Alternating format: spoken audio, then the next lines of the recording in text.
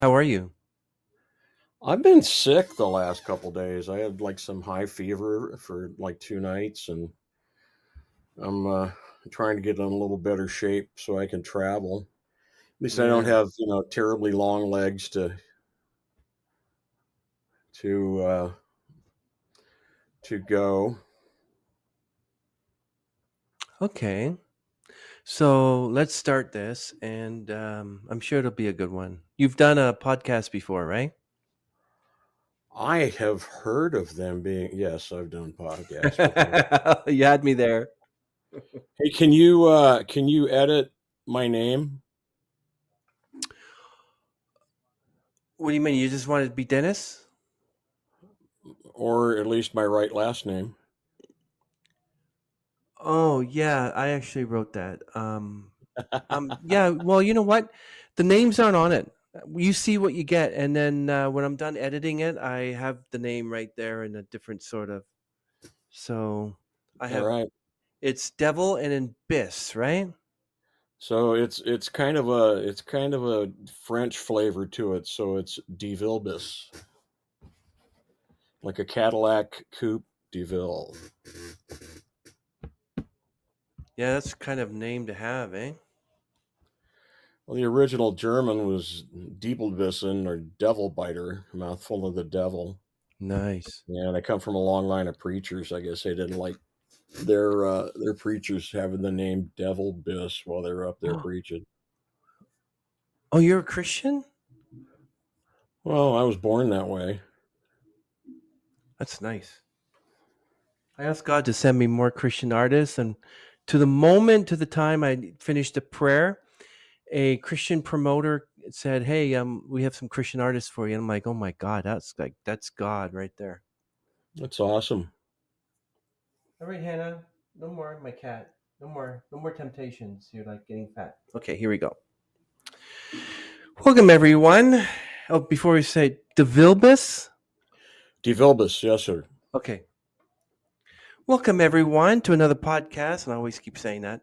Today, we have a special guest. His name is Dennis DevilBiss, and he's a singer songwriter and transformational coach from Napa Valley, California.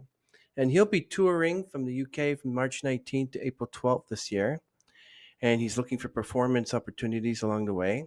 In addition to his musical career, he is also a motivational speaker, having survived several personal tragedies, that we'll probably talk about today, and emerging with a story of survival, hope, and resilience. Dennis has been singing his entire life, growing up in a church where his father was a preacher. He eventually led worship for over 1,000 congregational members. And another special thing is he learned to play guitar from his babysitter, Nancy Kincaid, at the age of 12 and began writing songs at 15. Dennis attended UNLV on a vocal scholarship and eventually performed in 4 Las Vegas showrooms with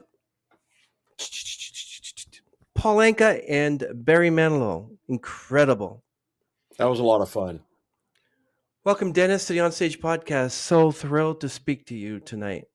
Thank Um, you, brother. Thank you for having me. I actually head to Nova Scotia tomorrow, so you're catching me on the eve of the kickoff of the Dream Chaser World Tour. that is awesome. Well, welcome, Dennis. Really happy that you're here. So, I want to ask you about whatever inspired you to become a singer songwriter. um, I guess it's just something I kind of grew into. I was after I learned how to play guitar. I was about 14, 15. I remember writing some songs. Wrote some songs in the church setting, some worship tunes. Even had one of them that was considered by Maranatha Music, except I didn't like the way that they were doing it, the genre that they were going to prepare the song as. They wanted to do it as a country style, and I don't know. Who knows? I might have got famous if I would let them do that. But it was just kind of a natural thing. I'm lyrical. I rhyme. Um, I play. I sing. I enjoy doing it. Wow. And do you think your upbringing influenced your music career? And how did it? Oh, I'm sure it did. I mean, it really, it gave me a voice. I hadn't realized until recently what a great advantage it is to grow up singing in the church. I remember Sissy Houston talking about growing up in the church, um, and how it was a really good thing for her. Um, Growing up in a an atmosphere of unconditional love allows you to explore what your voice can do. And I'm pretty much comfortable doing multiple different genres. And, when I was at the UNLV, I got a vocal scholarship at UNLV. We talked about that. When I was there, we'd do a summer concert, which were some, show tunes. Uh, we would do Haydn, Schubert, all the masters. We did some really avant-garde stuff, and it's all just notes and rhythm. Wow, that's amazing. So when you were younger, did you literally like pray, say, God, I want to be like Sissy Houston. I want to be famous. I want to be, or did you just let it flow and then suddenly um, you went into music and you said, this is what God wants me to do? Was it It like was that? it was kind of a natural progression. I don't remember begging it. You when you have a talent, people recognize your talent. I'm reminded of when I was a safety official with the PG&E vegetation management program to cut the wires, cut the trees away from the wires so it didn't spark wildfires here in California. Wow, yeah. And I was talking with my boss one day, and she said you remind those people that you're in charge. And I kind of smiled. I said, no, ma'am, they remind me. And so when you have a talent like that, um, it becomes apparent to others, and it receives that kind of positive reinforcement, and you just kind of move on with it. Yeah, that those Palisades fire in LA were quite something. Wow. Yeah, we had three or four up here ourselves up in Calistoga, the Tubbs fire back in 2017, and the Glass fire, and um, Wow. I just don't remember them all. They were just like one long nightmare. Um, I actually want to ask you, can you share more about the personal tragedies you have overcome? If you feel comfortable sharing that. Well, sure. When I was 21, I was working as a security officer at the Aladdin Hotel in Las Vegas. Got up to see my family off on a family vacation. I couldn't work because I was doing graveyard. Went back to bed. Approximately 90 minutes later, the phone rang, and it was the National Park Service. And my father, my brother, and sister were dead. My mother was in intensive care. My brother had come out unscathed, and he had just kind of disappeared. They weren't quite sure what happened to him. But that was tough. I had to just totally reinvent my whole paradigm of who I was and what I was without my dad and without his support. And it was kind of funny. We were starting to have a pretty good relationship. I remember my 21st birthday. I got a plaque from my dad. It says, "When I was 17, I thought my dad was pretty stupid. I'm 21 now, and the old boy has gotten a lot smarter in the last 4 years." and you start to realize that your parents actually are pretty wise people, and you start to pay attention. So I grew up pretty much after that without a dad, and that was pretty rough. Yeah, I was just talking to someone today about how I miss my dad and my mom, and with what I've been going through, especially a personal issue of divorce. I wish I could just pick up the phone and say, "Dad, I'm home from work today, and I just want to come over because I don't want to be here right now." You know, but he's not around, so I have to deal with talking to other people. But it must have been terrible for you to having to live now without your dad, without your brother, and your sis. Oh my goodness, I can't imagine the pain and the suffering. And you literally use music to help you, which is a great coping mechanism for yourself, like dealing with your mental health and dreams you probably have, Oh yeah. doing things with your brother and your sister and your dad, and waking up and realizing, oh my God, that was a dream. Oh yeah. Like, can I ask you if that song "Lullaby for Heather" does that have anything to do with um, or Robert's song? Those two songs. Lullaby for Heather. I wrote for my oldest daughter, Heather, back when she was born in 1982. That song is like 40 years old. Wow. And I was realizing that all these nursery rhymes that they had for children, they suck because they all and down will come baby, cradle and all, and ring around the rosy, we all fall down, and I was thinking, like, what are we teaching our kids? And so I was thinking one day about Humpty Dumpty, and that's actually what that was for the longest time until during COVID, when my buddy heard me do that song and told me that I needed to get back into making music, and that was when it became a lullaby for Heather. So Wow. that's an old song. That's like 40 some years old. What about Robert's song?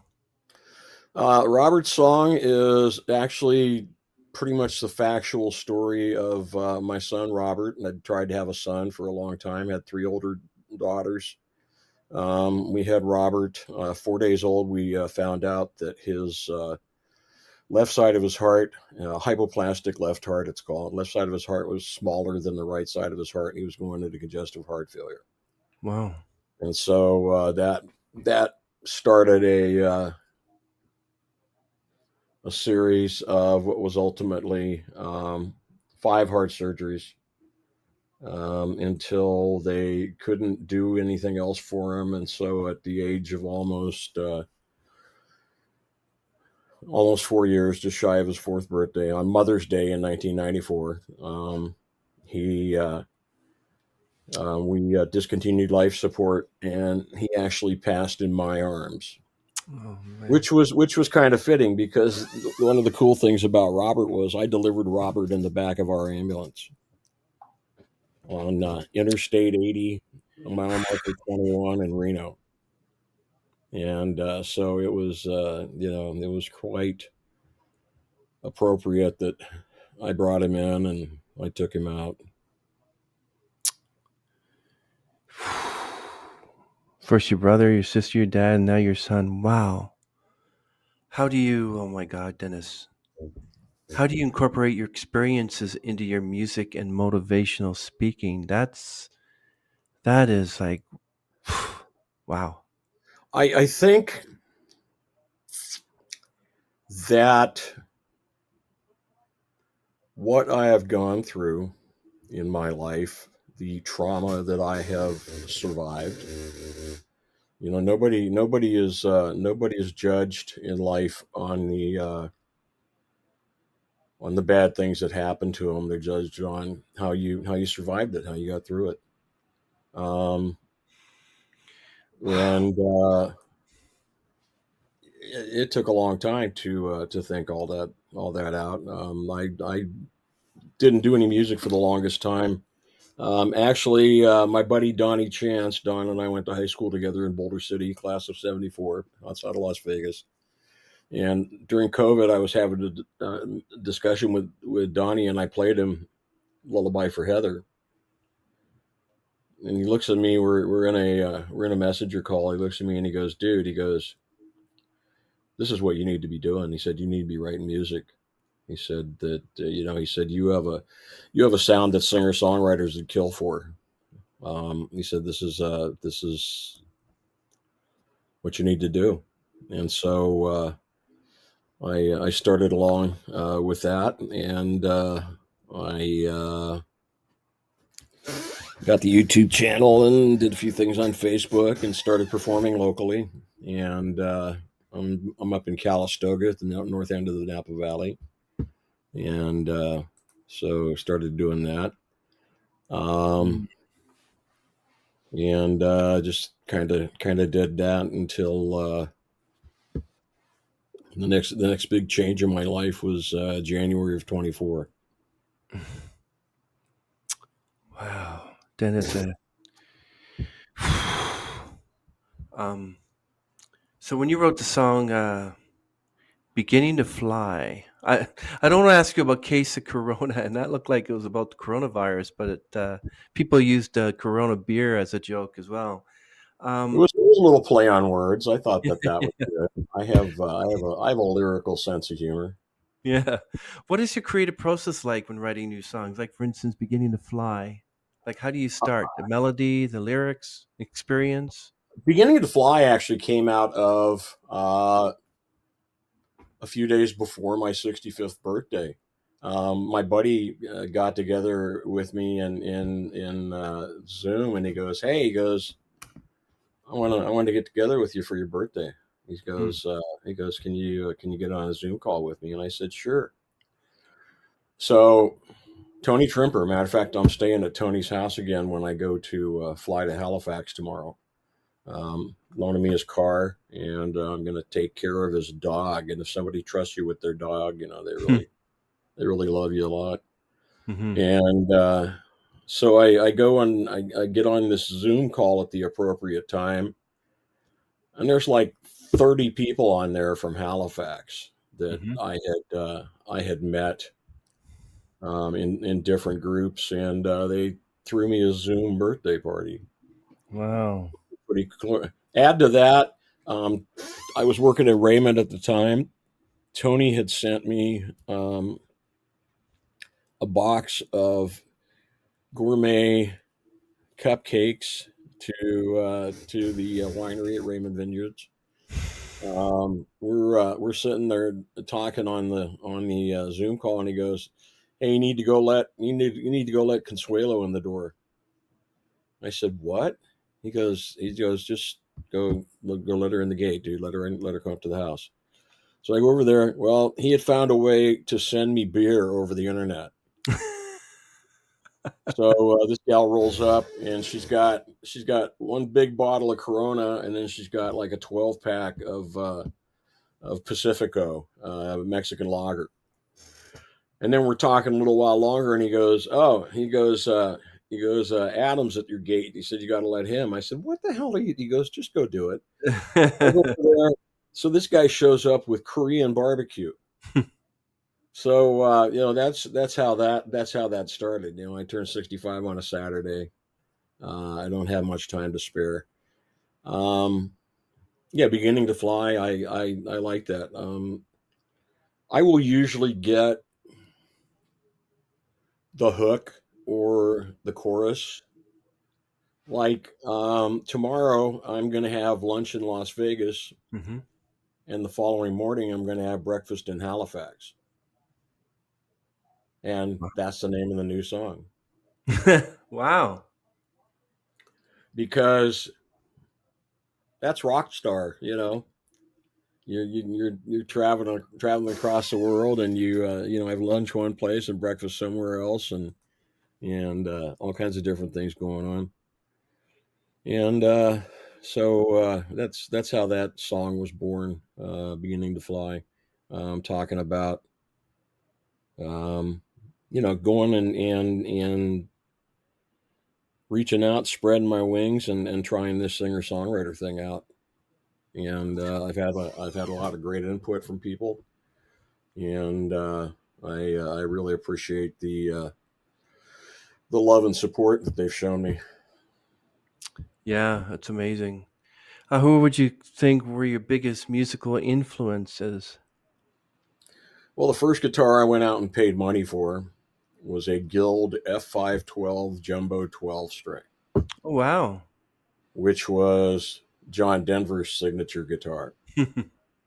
So John Denver was a huge influence.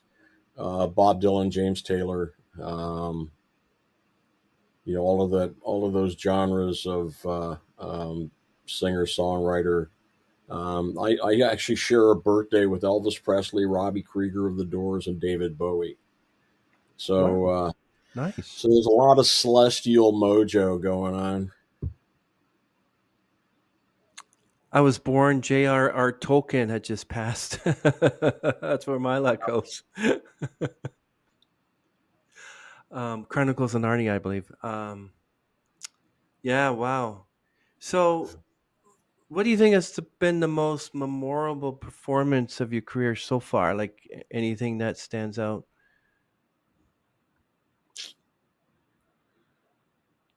Um,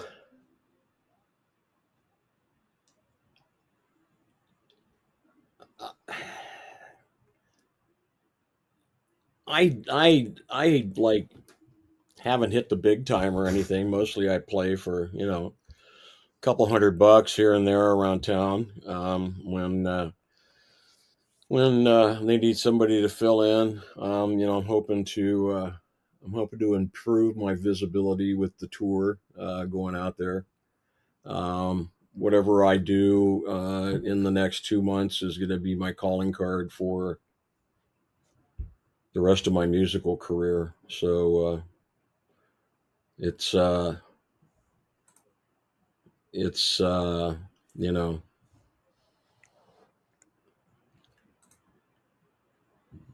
favorite performances. I got to perform with my buddy Lance Aguirre. Did Dan Fogelberg's Longer in Artemis W. Ham Concert Hall during our spring break, and Lance played the flugelhorn part for me, Wow. and that was memorable. That was special. Um, it's just a bunch of little things that nobody else will notice or think about that than me. Um, it's just it's just kind of a conglomerate of all the different chances I've gotten to go out and play and perform for people. Wow. I'm more interested in knowing about your when you attended the UNLV and a vocal scholarship. You performed in Las Vegas with Paul Anka and Barry Manilow. Who did you like performing with first? But I mean, I would be happy to sing with any of them. Actually, my favorites. Um, they were well. First of all, both of them are music legends. So there's absolutely nothing that takes away from either of those. But for totally cool, Manilow, man, because we did his a cappella tune One Voice, and we were behind a blackout curtain in the dark, Mm. 25 voice choir.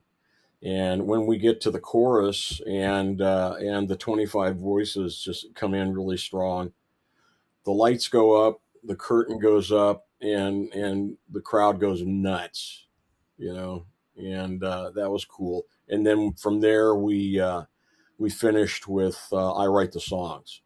Hmm. So doing Manilow was a blast, and it was with packed Vegas showrooms. A lot of fun. Wow, I can imagine. Like, what was your first impression when you met Paul Anka? We did not really get an opportunity to hang out with Paul Anka. He was pretty much he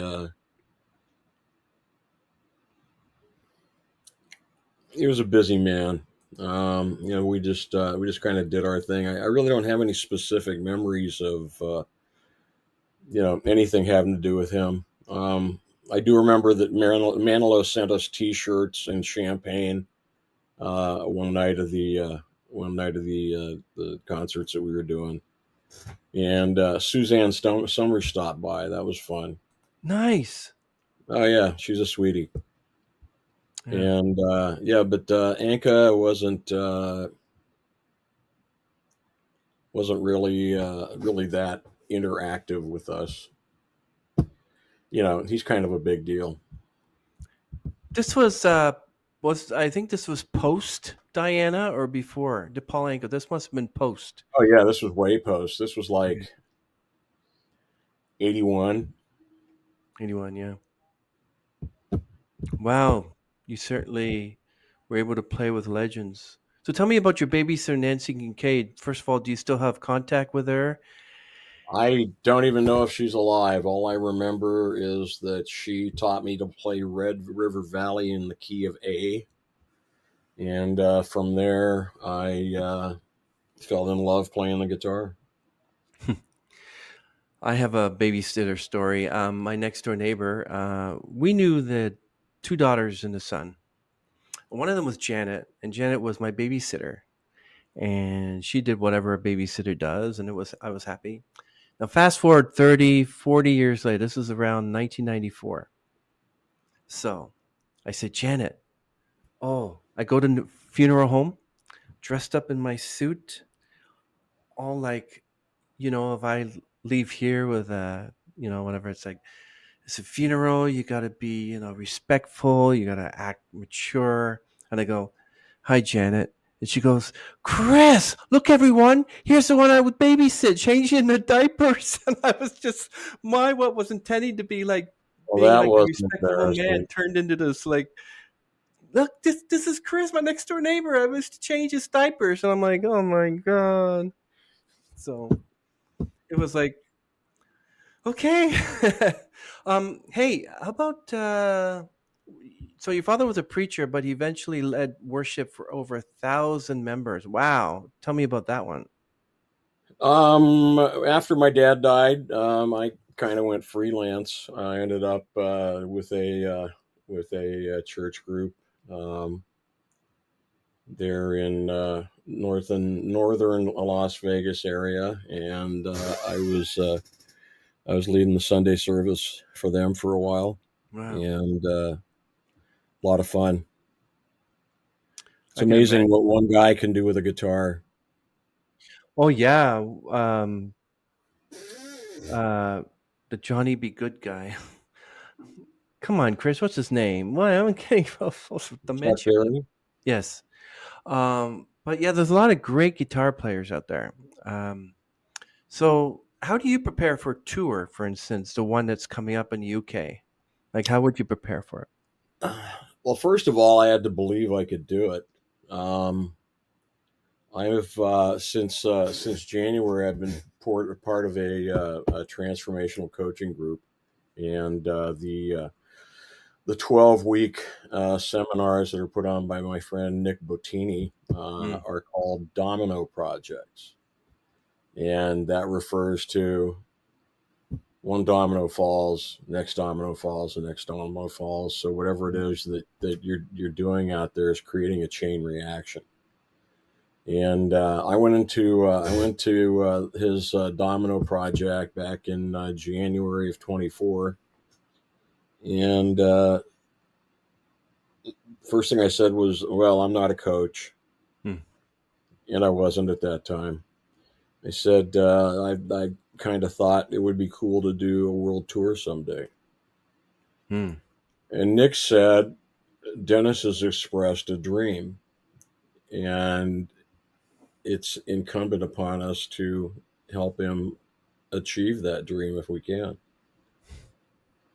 And so from there, I started looking at what I could do. It started with I'm an eighth Irish. My great grandfather was a Kennedy, What? and so I Really? always wanted to be in Ireland for St. Patrick's Day, except they celebrate it differently over there. Um, it's actually a St. Patrick's Fair weekend, and it concludes on the Monday this year with the St. Patrick's Parade through downtown Dublin. And so I'm going to be there. I'm staying at a little guest house north of the city. I plan on going over and seeing if I can pick up some gigs. For sure, I'm going to be dropping in on a couple of pubs there that do traditional music. They get everybody together with their what have you, their violins, their drums, their guitars, their banjos, everything. And everybody just like, there's like 20, 30 musicians in there. And, Hmm. if no matter what it is that I'm going to be doing over there, it's going to be personally profitable for me because it's going to change the way I hear and write music. It's going to give me a different kind of an insight into what's going on. So I figured that the right thing to do would be to go to Nova Scotia and hang out with my friends there. I actually have a gig there, and I'm staying at my buddy's Tony's. I'm gonna go play with my buddy Jer Mambo at Freeman's. He's got a couple open mics, and we're gonna go play together. And then 13th through 19th, I'll be in Ireland, be in Dublin. Then on the 19th, I hop across the Irish Sea to Wow. London Heathrow, take a train down to Cornwall, where I have a gig planned that Friday. Then I'll head up to Brighton. While I'm in Brighton, I was actually invited by my friend who's been a record producer for the last 25 years. He wants to get me in the studio and cut some of my songs and produce them out for me. So basically, I'm getting an EP out of the deal. My friend Nick Trepka. Um, from there, I go over and hang out with my another record producer friend of mine, Jack Marchant. He lives over in Kent, which is just south of England.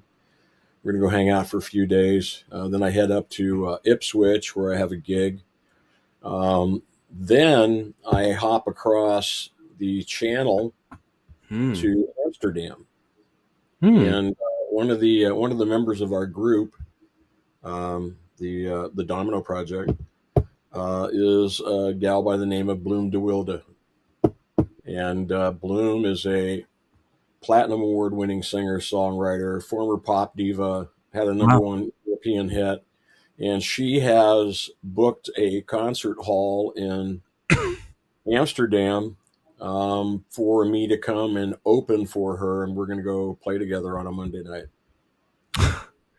Wow. My father was born in Curacao, and I remember going with my parents to Amsterdam, visit my uncle, and then we drove to Eindhoven. We went to Belgium, but we didn't go to Brussels. We went to Eindhoven, then we drove out. We wanted to go to Paris, France. And at that time, the Eiffel Tower was closed. It was a great experience, but yeah, Amsterdam, you're so blessed, so lucky. But I love to be able to do that travel. But don't forget, Dennis, you have to get your EFT, ERT, or something. That's a new thing if you're traveling to the UK. I already got it. Oh, good, good. That's good for 2 years. Excellent, my All right, friend. then from Amsterdam, I'm going to drop over into Germany. I'm going to take a train down to Landstuhl, Germany, meet up with my buddy who lives down there. Wow. He has a house near Ramstein, and we're going to go see what kind of trouble we can get in. At least I know that it'll be involving beer. Always beer. I can imagine you It's calling. one word, two syllables, beer. It'll be like Hi, I got corona. Well, stay away from me. Okay, it's all mine then. It's a little joke there. Yeah. So, what do audience expect from your performances in the UK? I love to go back to UK. Oh, I miss it so much. Well, they should expect me to tell stories. Hmm. I'm going to tell stories behind the songs. Um, Beginning to fly. That's kind of a tale of my journey. Um, Robert Song, Lullaby for Heather, yeah, Calistoga style. Yeah, yeah.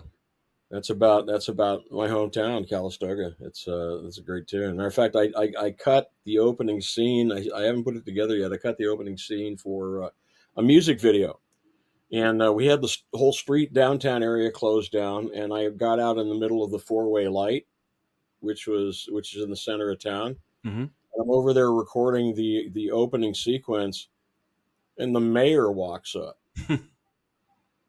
and he said, "What are you doing over here?" I said, "Let me show you." And so I started into the song, and he's standing over, being interactive with me, and it was a lot of fun. That was a fun day. But Don Williams is in there. It's really kind of nice. I just got a phone call, a message from my friend Bill Shaw, who owns the grocery store. And Bill remembered that I go on tour tomorrow, and he wanted to call and wish me a good tour. Um, that's very cool. That was kind of him to do that. Wow, that's wow. You got it. I exchange my life with yours any day. I love to travel like that, playing music and visiting these countries. Whew, wow. Okay, so now I want to know. Everyone wants to know, how do you balance your music career with your work as a transformational coach? And what is that? Is that sort of like you have to? Is that like Tony Robbins kind of stuff?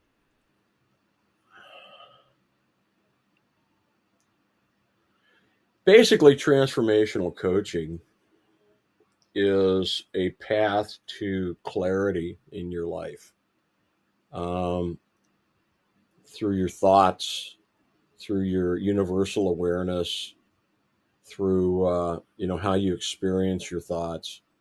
It's all encompassing, and what I plan on doing is I'm going to speak to that. There's certain things in my life I've earned the right to have that discussion. So I'm hoping that my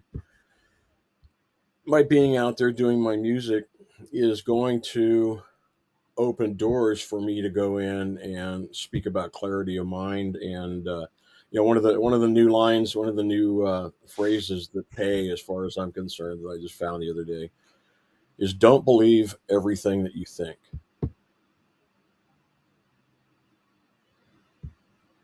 Wow. Yeah. Because if you're really not paying attention to like how you feel and what's going on around you and stuff, you can mess yourself up. I've been actually speaking with grief counseling groups. I have some opportunities along the way to go and speak to mental health groups. Musicians as a group have a lot of mental illness. There's a lot going on there. Many of them are neurodivergent. Oh, Many good. don't really fit into a box, and their life is like pretty sloppy. And so knowing that, first of all, it's okay to be like that, and second of all, you can choose how you're going to respond to what you're thinking and what's happening in your life. People don't realize they can do that. I found out 3 hours ago through a Instagram video about a woman. She said that the word abracadabra is in Judaism is a Hebrew word for I speak and I think I speak and I believe something like that dealing with abracadabra, and I had no idea that it was a Hebrew word. And then instantly I started going, well, I want this, and I'm gonna just I speak, and and uh, I, abracadabra. So I speak and I speak and I create in Hebrew. It's just right down your alley. It's amazing. But you don't want to get too much into the new age stuff, which is like we're God, we're okay. It gets into some dangerous territory. But if Oh yeah. transformation, And it's not like, oh, I have the answer, because I don't. I have blind spots in my own life. I have things that I deal with on a regular basis. I'm working through those. I'm seeing them for what they are, and I'm moving on. See, because you don't have to dismantle an existing belief system to take on a new belief system. When you're a baby, if you already think that stoves are pretty cool, until that first day you walk up and you touch it and it burns your finger. Instant shift in your paradigm there. mm, So changing your belief system isn't like remodeling a home where you have to knock the house all down, get rid of all the debris, and come in and rebuild something. You could change your mind. You can make a choice to pursue a belief system that suits you and suits your life and serves you in a heartbeat.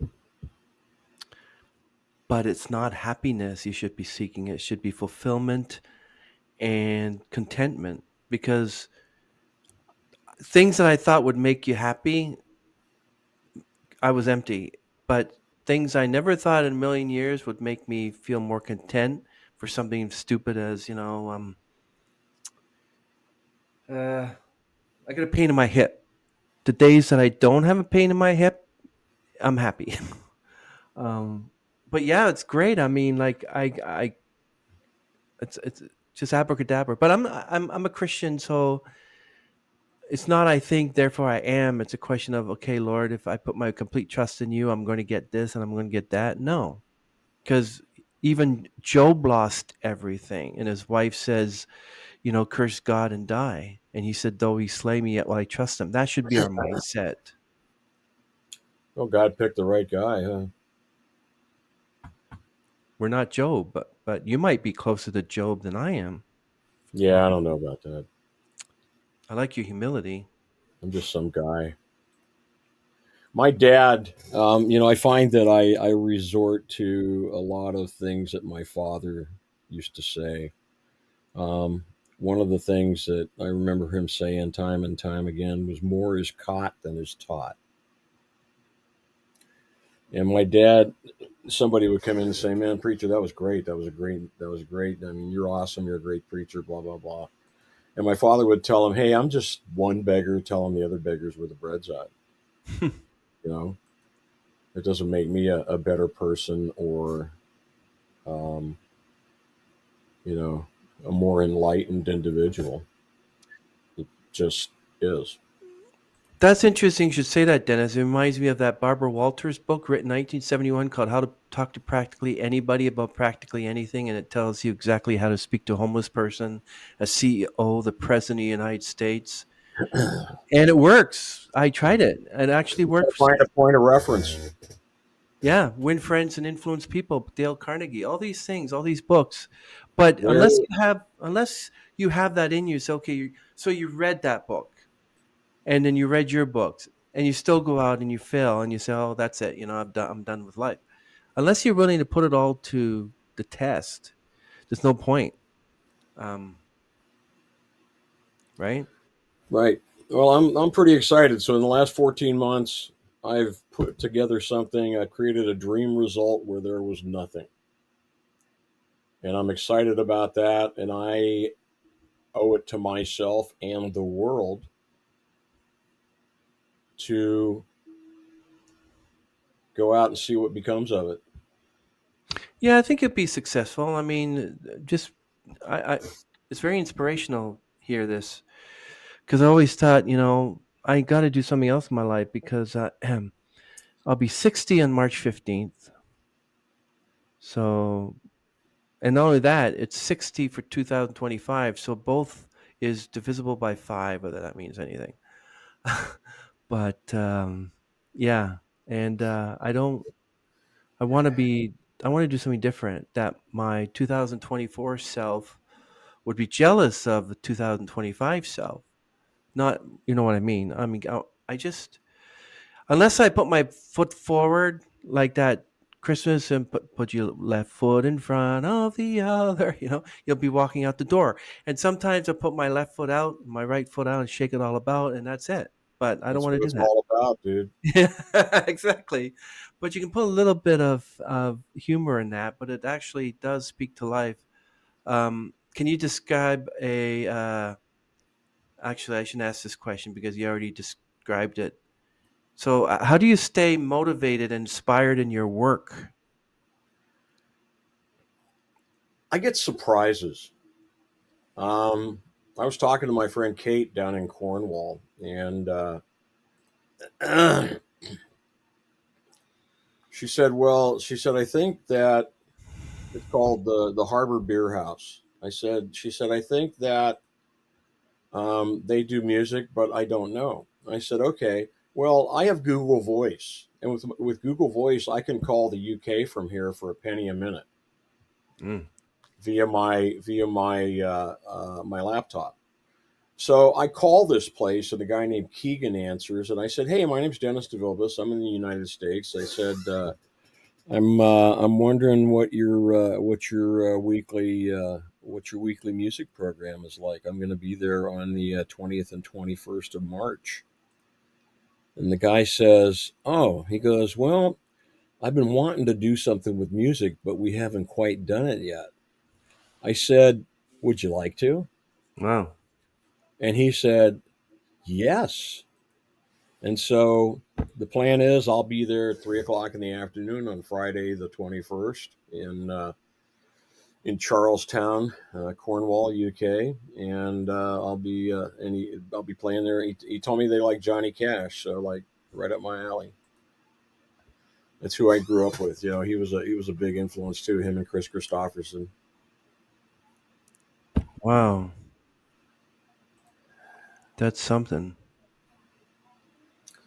Yeah, Um, I'm excited, and I have no idea what's going to go on. I'm still working out my funding. Um, there's still a couple places that I haven't paid for along the way that I'm looking to see how that's all going to work its way out. wow. And, uh, You got to stick to itness. Can you share it with me? Maybe email it to me, or I need that. well, I can send you the link for my spot fund page, Yeah. and you can share that with folks. I still need to come up with about 500 or 600 bucks in Charlestown and Brighton for hotels while I'm there. Wow. Yeah, I So gotta. if I get 100 people giving me $10, I'm Yeah, that'll flush. work. That'll work. Yeah. Wow. So if you meet a lot of people, no matter where you're going to Germany, to UK, or wherever, and you get young aspiring musicians and motivational speakers want to get advice, what would you tell them? I'd ask them what they want for their lives. Here's the deal with being a transformational coach. You learn early on that everybody has the answers to their own problems. Hmm. They just think they're a lunatic because they think that, or nobody believes in their ability to pursue that line of existence. And it's just what it is. I'm hoping that as I go out there and I perform, that I'm going to have some time at the end of the night to sit down and talk with people. Um, and in my mind, it's funny when you create something in your mind and in your heart, to be a possibility. The universe fulfills that. Well, I don't want to say that I'm going to thank the universe for giving me that. I'd prefer say, Lord, God knows my heart, and what is it you really want? You want contentment, because if you're going to be dissatisfied, like for instance, you can't take anything with you. How many hearses have you seen pulling a U-Haul? You can't take it all with you. So you know, We're um, loaded up with video games and the dog and the cat and all that. No. exactly. Um, so yeah, that's beautiful. Do you think your music has evolved over the years? I do. I'm actually focusing on some songs that I'm writing that are a result of my own personal transformation. Um, and I'm hoping to focus on that. One of the reasons I want to go to Halifax and be there is it's going to allow me to kind of be in between my life here and the rest of my tour, and to have an opportunity to focus on what it is that I want to do with the rest of the tour. And so that's part of the mindset there. So, Dennis, are you happy? Or are you content? Have you think you've been fulfilled? Um, I am happy doing what I'm doing. I am content with who I am. I don't know that we ever get fulfilled, Hmm. but I believe that I am on a path to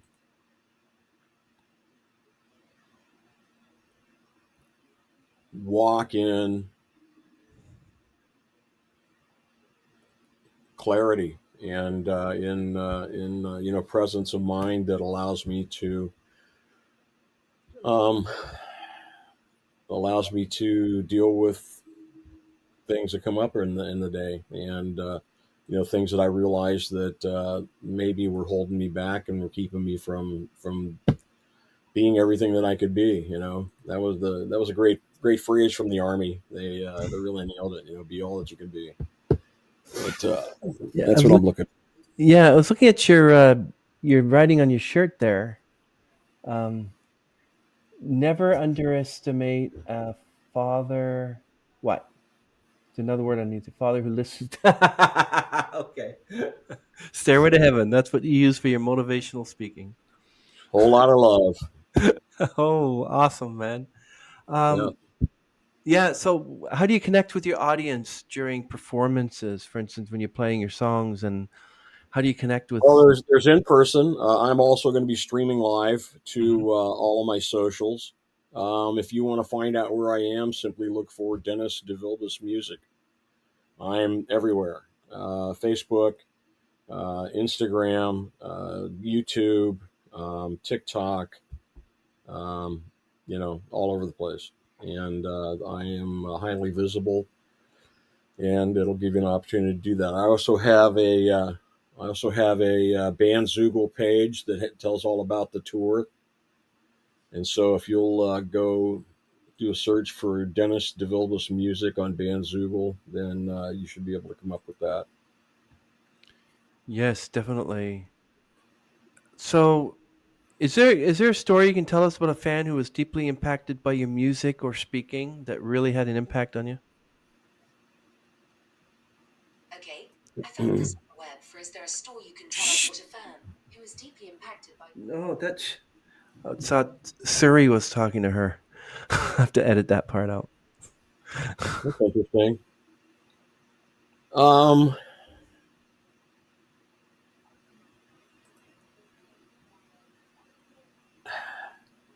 so many cool things. It's hard to just like pick one. I was performing one night in a bar, and nobody likes to do a song that's a bummer in a bar, that's a downer, because everybody's there to drink, happy hour. There's a key to that. They want to be happy, and so I'm over and I'm talking to this couple, and I mentioned that I had lost a son named Robert, Hmm. and they looked at me and they go, "Oh, we just lost our son named Robert." Oh. And I was like, well, that's a sign. So I ended up doing Robert's song for them that night, and they were very touched by that. Um, Wow. Yeah, fathers should never bury their children. so I've heard. That's a terrible thing. It sucks, but we can go out and we can take the things that happened to us and become better as a result of working it out, working that through.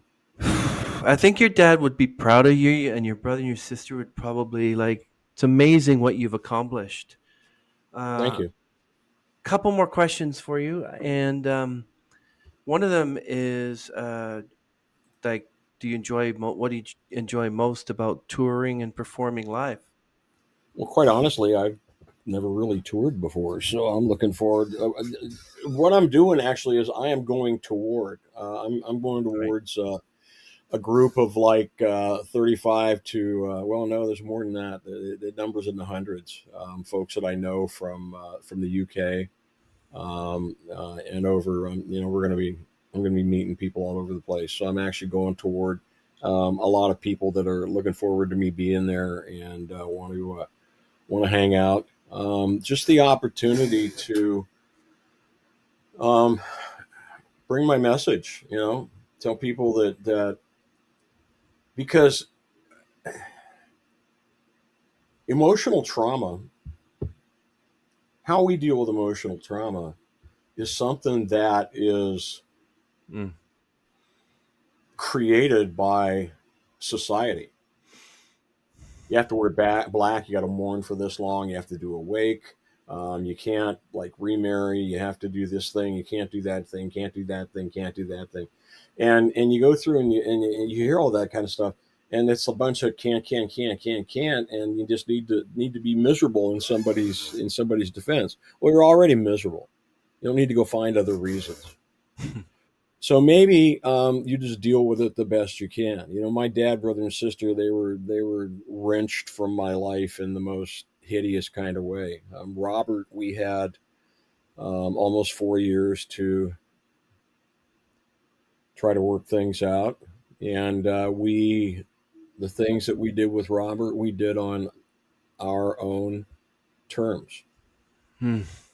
And I think that's what's the worst thing about having somebody lost traumatically immediately is there's no opportunity to say goodbye, no opportunity to tell them you love them. Obviously, they're gone. Anything that you do for them or in their honor, blah blah blah, they're not here. But culturally, we would be callous to not to